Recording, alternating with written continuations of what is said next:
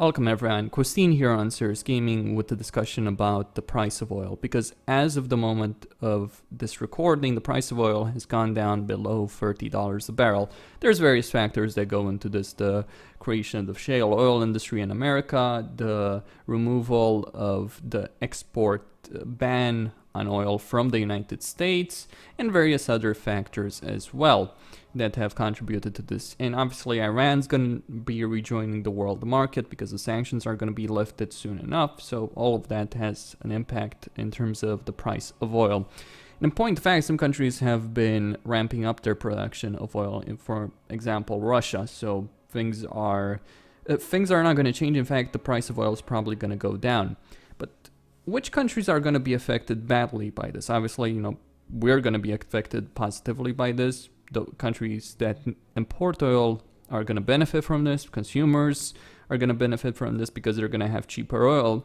The oil industry is going to pay for this. They've already fired hundreds of thousands of people. They've had to get rid of hundreds of thousands of people. That's actually not a good thing at all. You suddenly have this mass of people that are without jobs, and that's probably not going to go down well in the long term of things. But beyond that, you've also got countries like Venezuela, Canada and Russia suffering for this. And that's just outside the Middle East. Now Russia, Canada, and to a far lesser extent Venezuela will somehow be able to cope with this. I'm not quite certain about Venezuela, but Canada and Russia most certainly will be able to cope with this. Venezuela, it depends on what the politicians there do. But in the Middle East, things are quite bad with the price of oil. Now, the benefit there is that ISIS, which does rely on oil sales, is gonna have to sell it for much cheap, or it's gonna have problems. Their tankers are being bombed, so they're gonna have problems with regards to oil production, which is good. We want to destroy ISIS. ISIS needs to be defeated as quickly as possible. The problem, though, is the government of Libya. Libya relies on oil exports because that's how the economy of that particular country was built.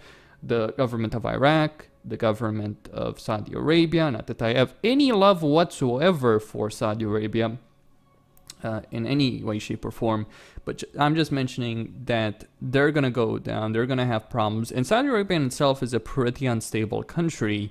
And if it goes into chaos, then things can go very, very badly. Not that the Houthis, for instance, in Yemen would complain about Saudi Arabia collapsing as a state, but there's a lot of instability and chaos in the Middle East as is.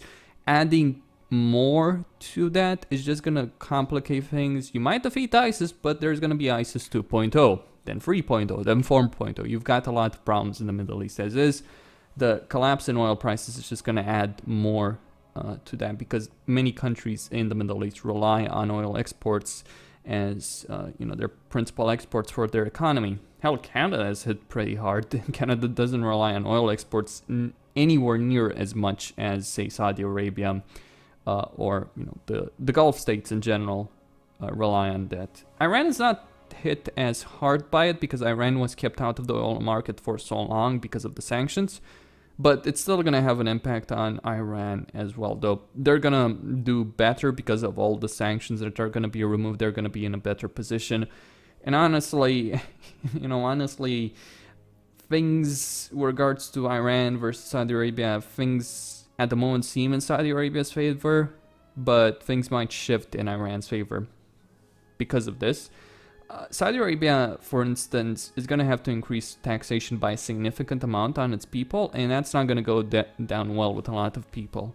They recently executed a pretty influential Shia cleric, and that, combined with increased taxation, all of that, is going to just cause a lot of problems in the country and in the region as a whole.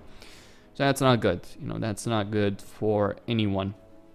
Anyway, I guess we have to hope that the countries from outside the Middle East will hopefully step in to try and stabilize things instead of fighting each other in their proxy wars. But that seems unlikely as I see it. Despite the fact that the US and Russia are talking more with each other, there's still problems with countries like Turkey, various NATO members as well. Russia Russia's allies, etc., etc. There's still problems in the Middle East. There's still a lot of geopolitical infighting, and things are pretty unstable in general. Things are pretty unstable in Israel as well, but that's a discussion for another video. Anyway, that's all I had to say on the subject for now. Costin, signing out.